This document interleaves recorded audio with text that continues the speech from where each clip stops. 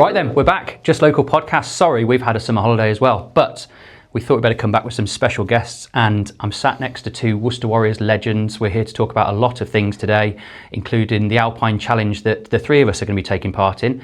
And at the time of recording this, we've only got a couple of weeks before it takes place, but we're hoping to get this out and you'll be able to follow the journey when we're actually out there as well. So I'm joined by GJ van Velze and Chris Pennell.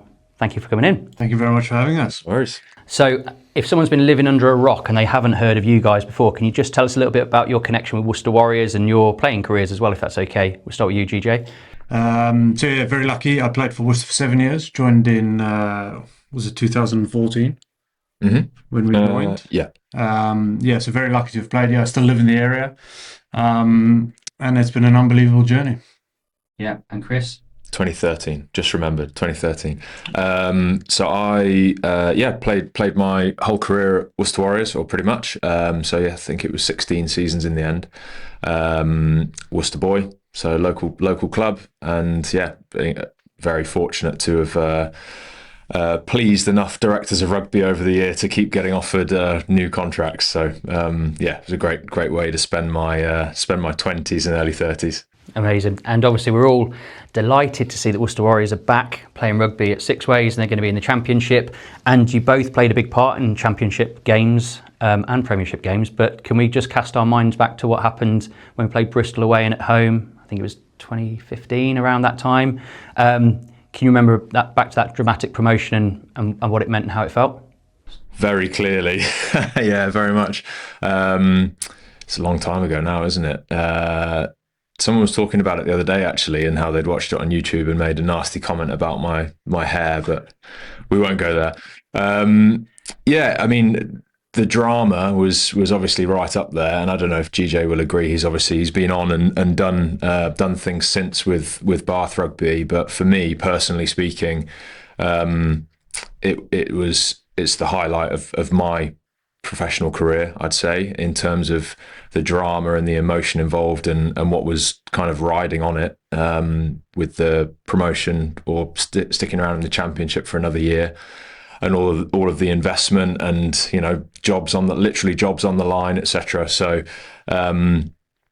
you couldn't really write the script, but I pretty much remember. I feel like I remember every minute of the game, and a lot of people forget the first leg as well, because the second leg was so dramatic. But that first leg with Niall scoring to give us that 1 point cushion, and Lammy kicking a drop goal conversion, again just so casual. That ultimately was the thing that gave us the opportunity in that second leg. So yeah, and you scored. Modest, but you scored 2 tries in that second leg, didn't you? I remember it well. I did indeed, yeah. I did indeed. The last one was quite pivotal, wasn't it? That took us to the point where I think Lammy had to kick it, but the try was vitally important to get to that point. Yeah, absolutely. Yeah. So, ultimately Lammy had to kick the conversion, which was, I'm very glad I didn't have to do that part of it. Scoring the try was probably the easiest. With the post, though, didn't you? I think you were... I tried. Like, kickers sort of, we respect each other. I used to do a bit of kicking, so I was like, right, if I had to kick this, I'd want it as close to the sticks as possible. So, yeah, I tried as best as I could to crawl along the ground. But, yeah. Fair play. And GJ, I'm sure you've obviously had some kind of highlights in your career as well. Is that one of them? Is there any others at Sixways you remember? So, yeah, that one is the one that's probably the top of the tree, because it was all against odds. I joined Worcester on the belief that this club could be an amazing place, and that was the first step. We had to overcome that obstacle at the start, and the way we did it, we were underdogs from day one. It's funny now because I work alongside Andy Robertson. He was the head coach at Bristol when that happened, and he'll remind me on numerous occasions that he lost out on £1 million bonus that day. But like, thinking back on it, the support we had as a playing squad was unbelievable. We looked at from nutrition to getting given recipes. I don't even remember that. Recipes, food to cook, the lead into that, understanding how we're going to deal with stress, scenarios we ran through as a leadership group, and it all came to fruition, because I think we had to score 21 points in 7 minutes to draw the game. And then the way we did it, it was down to 2 yellow cards, Ryan Mills with exceptionally good hands, and then penalty score. So hugely rewarding, one of the best times of my life. And to now think that the club's back in a position to replicate something similar is amazing. Yeah. And we're all looking forward to the home matches. Were you there for the Guard of Honour when the players came out Yes, yeah, we were both there, and We were both mascots, weren't we? Clapping the boys on. Clapping the boys on. But it was, like, how amazing is it to be on Sixways and see it sold out? And I think the best thing for me was the amount of young kids there were, like kids just looking up at athletes doing what we absolutely love. So yeah, they're in an amazing position, aren't they? And I listen to Matt Everard quite often when he's on podcasts, and Stephen Vaughan as well. They have got a chance that's unlike any other, because they haven't acquired a club that's already running. Like, this is a complete restart. It had to be, really. So, what do you think their chances are this season? I won't quote you on it, but a few listeners in this one might. But what do you think their chances are going to be this season? What do you think they'll be hoping for? For me personally, and it's probably quite easy to say sitting outside of the room, but in a way, promotion this year would be too soon for me. I'd imagine they're probably in a similar stage, but then there's the sort of business side that they need to consider as well. It would probably be a horrible problem for them to have, or a nice problem, sorry, for them to have, to try and let's pull everything together. But I don't think there'd be any harm in them kind of consolidating and getting those foundations right now, for a season or two at least, and then taking that next step up. But I mean, the way they went, to be fair, on when we were there against Bath, that first half in particular, I thought they played some amazing rugby. What they've managed to achieve in such a short period of time, to pull a brand new group together in an environment, as you say, that's completely fresh, was impressive, I think. Yeah, it's not just a blink of view. They played really well against Bath, and Bath weren't missing many players, and obviously you've got good connections with Bath. So what was the feeling from Bath's side after the result of that? I think it shows the beauty of our game. Rugby is such an amazing game, and it levels everything. Whether you a team that's just won the Premiership and a team that's fighting in the Championship, you can compete with each other. I think their biggest challenge will be their pathway and their talent coming through, because that's the success of any good club. Is how often do you produce top talent, local top talent coming through? That will be their challenge. When it comes to promotion and where they'll be, I think with success comes challenges. I don't think they're ready for those challenges if it is promotion. But the fact that we're sitting here and we're talking about a club in the Premiership, that's the thing that should be celebrated, not necessarily where they finish. Mm-hmm. The journey that we've gone through to get them to here, and then the impact sport has on the community. I think that's the most relevant thing, because we need communities. Rugby is a huge game. It's got so many positive attributes that it does in the community. That's what we've got to celebrate. Yeah. So let's talk about kind of life after rugby in a moment. You started at Warriors back in 2013, had a long period of time with us, and then you went on to Bath, is that right? Can you talk us just through kind of where your career took you after? Yeah, it's funny, if I take a step back, as a kid growing up in South Africa, rugby was the number one thing. That's all I wanted to do. So my dream was always to play professional rugby, which I did. And then I moved to England, got to join Worcester, played here for 7 years, and during that time, there, like in any career, you go through stages where you absolutely love it and stages which are hugely challenging. At the end of my time at Worcester, I found there were certain things that happened which was out of my control, which I really struggled to deal with. And it probably took me away from the game I really loved. So I fell out of love with rugby. My final season, I'd admit that it wasn't the best time of my life. I chose to move away from rugby because I always knew you had to start a second career. I dived headfirst into solo entrepreneurship, which I absolutely loved. Very challenging. Any transition's difficult, but it was very challenging, so much fun. Then the opportunity came to join Bath, only as a consultant, and then developed into playing 1 season, 2 seasons. And so it happened by chance, but I'm so lucky because I fell back in love with rugby for what it is. It's about playing with your mates, doing really tough things together and achieve amazing things. So there's a huge amount of luck involved that I got to be involved again, and timing is a big thing. And now at Bath, I thoroughly enjoy what I do, but I enjoy it because I get to work with rugby players, which is great fun. There's an important message there as well, because a lot of the rugby players do listen to this podcast, having had Matt Everard on and others as well. What's your message to players right now that are going to be strapping up to play Coventry on the weekend, but all they're thinking about is rugby at the moment? You obviously had the foresight to think solo entrepreneurship. You had to get out there and think about what life is like after rugby. What would be your message? And it's probably a longer message than we can cover in one podcast, but what's your message to the players? I think you've got to accept and you've got to understand you're in a very privileged position to play professional sport. There's much easier ways of making money than playing pro sport, but what it gives you is it teaches you life lessons every single day. it teaches you to, like, so many valuable things, which is consistency in your behaviors. We can deal with stress. We can work in teams. So these are skills that any guy who owns a business, you own a business, you actively recruit for that. We have that naturally because it's expected in a rugby environment. But my challenge to rugby players would be is like, rugby is the vehicle now. It's never the identity. Find something outside of rugby that is purpose, because that allows you, when transition happens or when you have to move out of the game, you have the ability to follow purpose instead of the paycheck.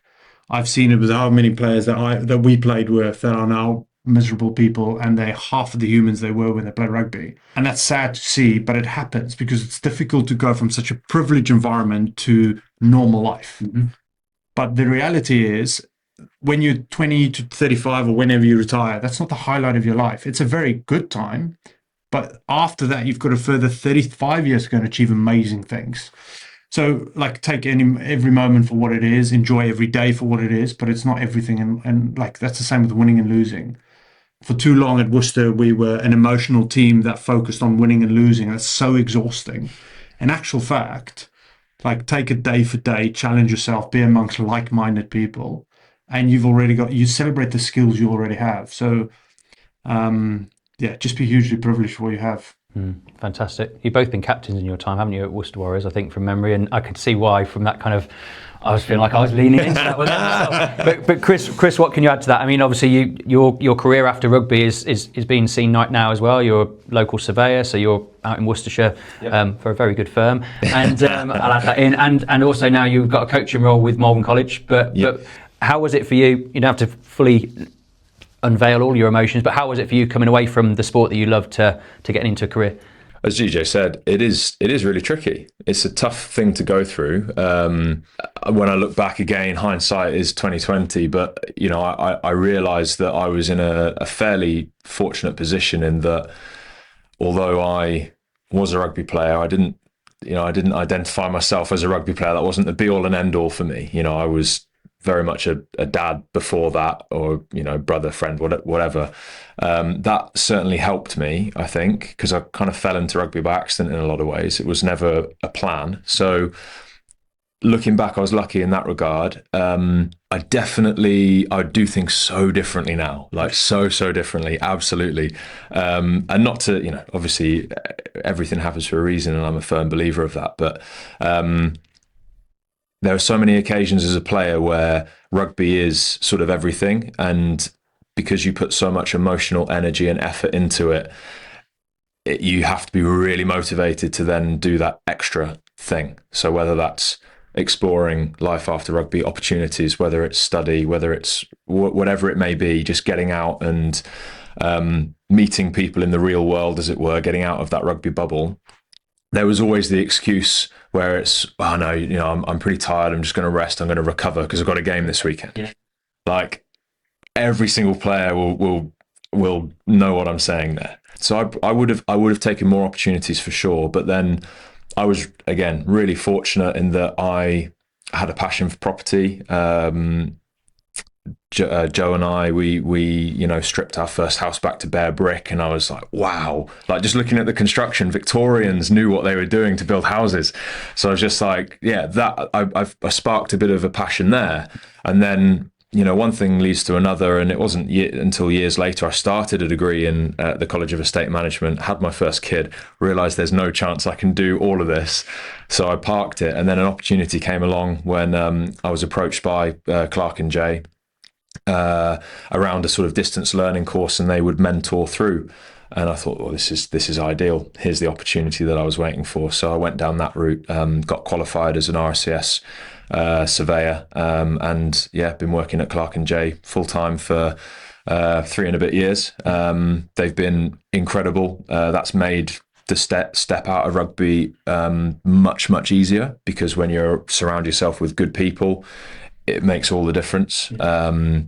So when I was, mourning, sometimes like, I just want to be outside running around with my mates. Yeah. You realise you turn up at the office in the afternoon and you have a good laugh, and you still have some banter, and you get the Mickey taken out of you, should I say, in exactly the same way. It's like it was great. And then again, they've been really supportive. As same with GJ, I needed that time out of rugby actually coming towards the end of your career, you have those ups and down moments. Things definitely didn't finish the way I would have liked them to, but that's life. And getting some time out of rugby was key. I started to get the hunger for it again when my little boy Tristan last year just turned around and said, I want to play rugby. So I was like, okay, are you sure? Yeah, I want to play rugby. So I was like, okay. So we took him down to Worcester and within 3 minutes I was coaching again. So and that was it. I suddenly realised, like, do you know what? I'm really enjoying this. It's like herding cats on occasion, as I'm sure you can appreciate. But it was awesome. And then the opportunity to go and work at Malvern College came up. That started in September. So my old rugby coach, Nick Tisdale, who's the master in charge of rugby there, he coached me at Old Swinford, where I went to school. Again, very sort of huge synchronicities for it all to happen the way it did. Had a conversation and the opportunity came up. And Dominic J from Clark and J, he's been, as I say, just amazingly supportive and said, listen, it's an opportunity that you can't turn down.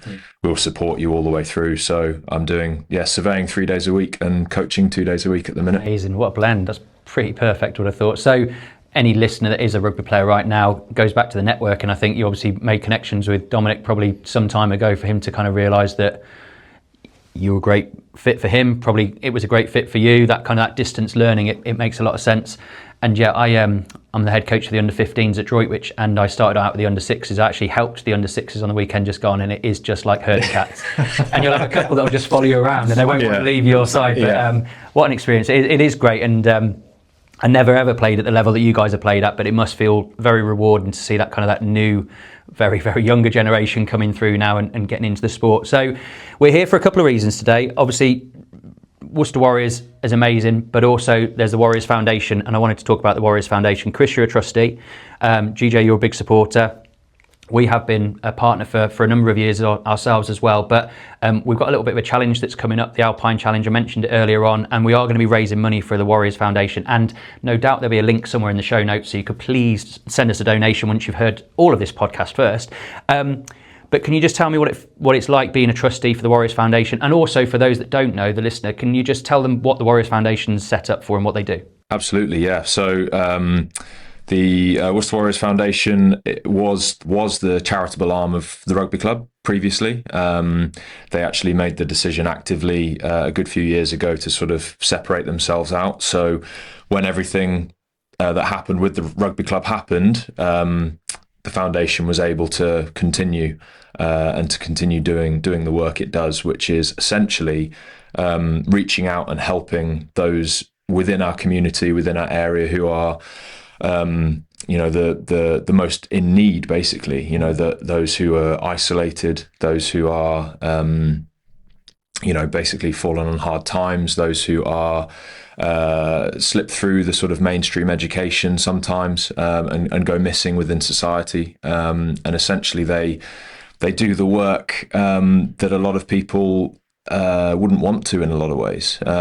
It's not always pretty, but as I say, their USP is that these guys go and find the areas of community that need help the most, if that makes sense. Doesn't matter what it looks like, and they do it through the power of sport and the unifying power of sport.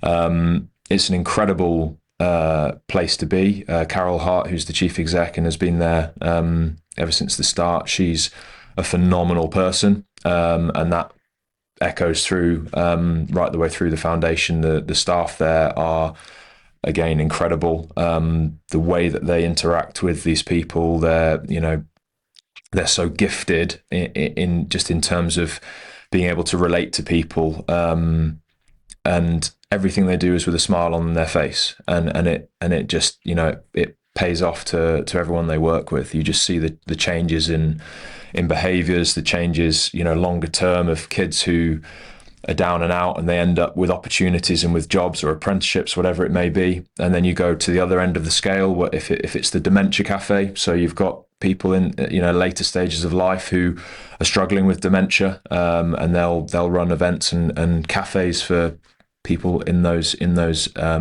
circumstances, but not just for them, but for the carers, because there's obviously a whole hidden aspect to these things. So the long and short is the work they do is phenomenal. They don't scream and shout about it. But they are, in a day and age where it's so difficult to choose, there are so many worthy causes, obviously slightly biased, but having witnessed the work they do and having been involved in it for as long as I have now, I can't think of anybody more deserving for support for this area with everything that they do.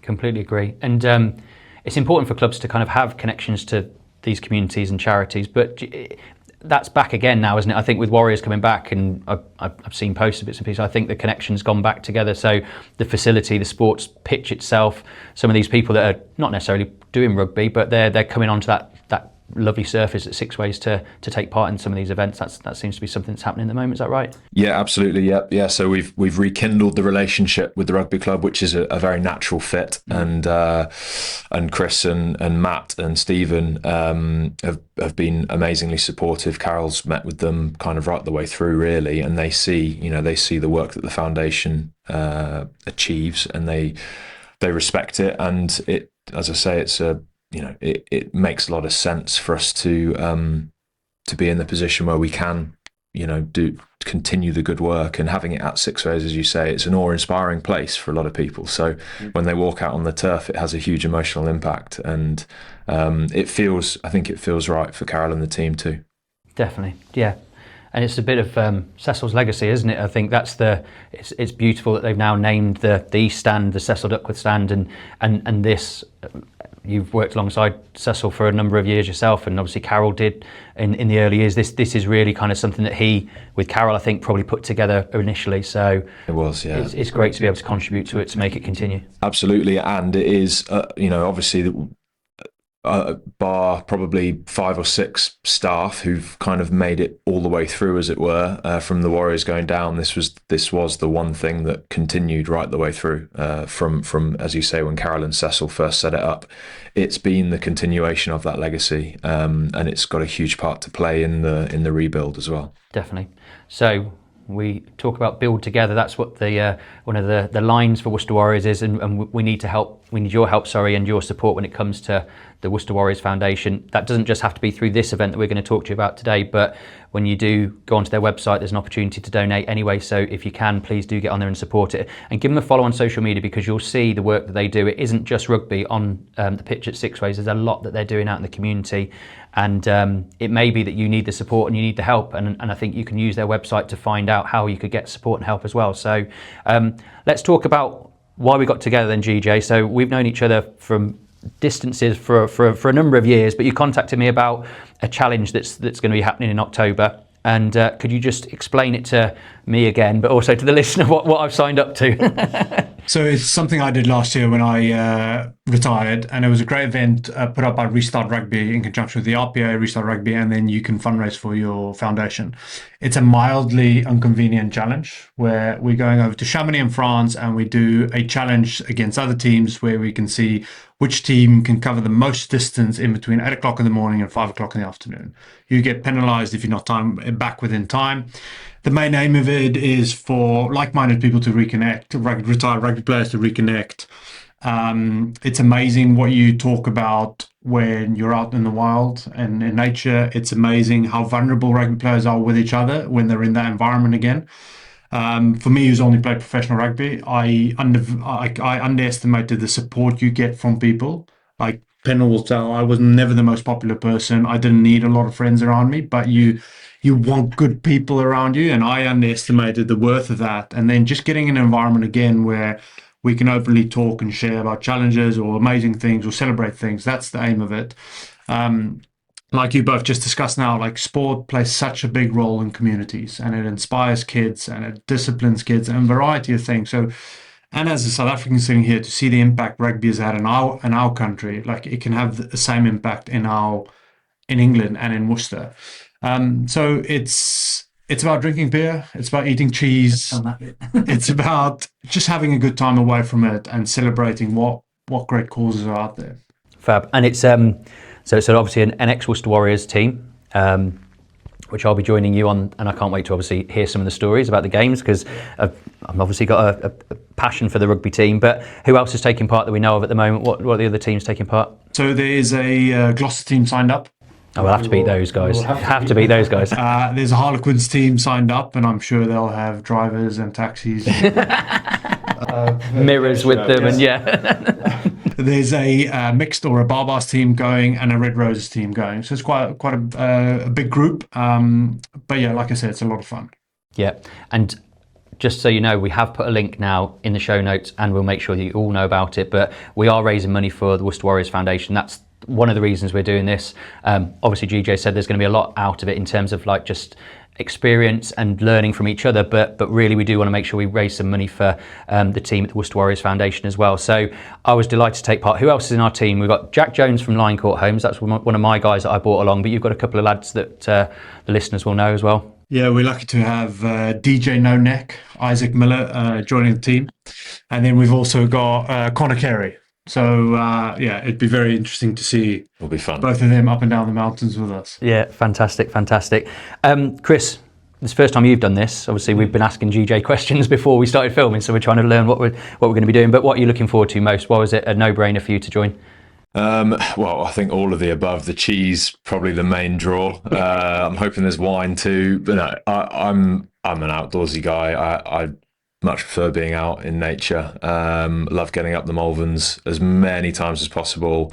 Drag the kids out of the house. So yeah, I'm happiest when I'm outside. So to get out and do a challenge like this ticks a lot of boxes. Still got that little competitive fire that burns inside me. Gloucester are there. We've got to beat them. Yeah, so I'll scratch that itch a little bit too. But I'm looking forward to catching up with the guys and spending some good time out in nature in what hopefully, if the weather's nice, will be a beautiful environment. So yeah. And GJ, what can we expect? Obviously, you said a bit of camaraderie, a bit of competition, but what are we going to come away with? What's going to be our lasting memories, or what were your lasting memories last year when you did it? I think again, just how grateful you should are for the position you're in. Like, we've got the ability to jump on a flight to go to France, go do an amazing trip. Not many people get to do things like that.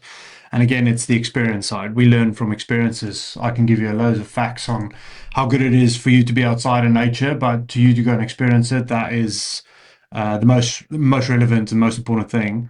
And I think we're three men sitting around a table. I think there's so many stats that we can't avoid for men under the age of 50, in between 35 and 50. It's the biggest killer is depression and suicide. And us speaking and doing something mildly uncomfortable, showing a bit of vulnerability, we connect at a much deeper level.